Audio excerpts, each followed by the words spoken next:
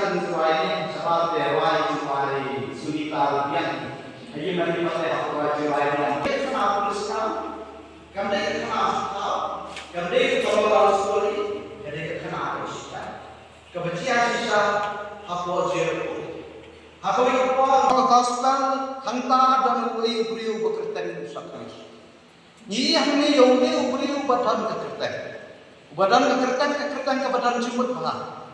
Sakris kebumut pure lagi innocent. Kebumut bokam kecam. Kecam bau turai malah kesmi. Mending kekam kabarin kebadia bamulu malah. Mending kedai kekam fish. Kamu fish belum kecenam, belum touch naki bre. Ulai belum kecenam. Baru ulai belum kecenam bre. Ubat kekertan kau tahu. Angka gospel today urang ba nong krong kajana. Kapumot chief tax collector. Chief kapumot urang ba. Nanti buat chief lagi betul. Banakam gospel buat ubari semua. Today beri bapun kesempat. Waduh buat ese kalung apa? Dalam dijindam jingan di bapun. Dalam berpisah kegak bapun. Today beri sempat. Udah kerten ini kayak ya tuh ya itu. Ndai beliau bukan. Ndai beliau bukan. Siam cikman ada cikgu itu.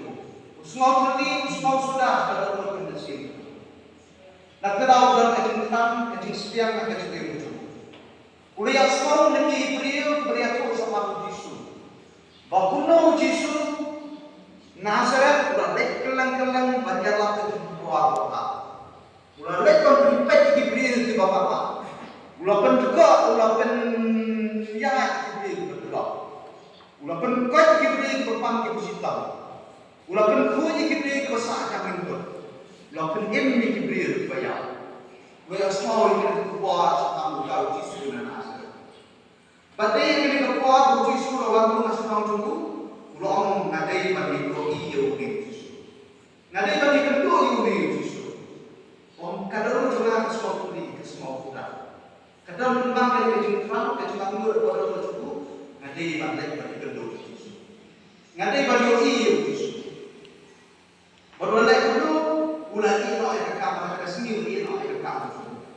Ulah pep trainer, sini trainer susu office, kalau kejenah dulu, ulah pep trainer. Ini ulah kepatan dulu. Henry itu rumah. Henry itu apa di Yesus? Ini bagi Yesus, bagi Yesus cuma ulah bagi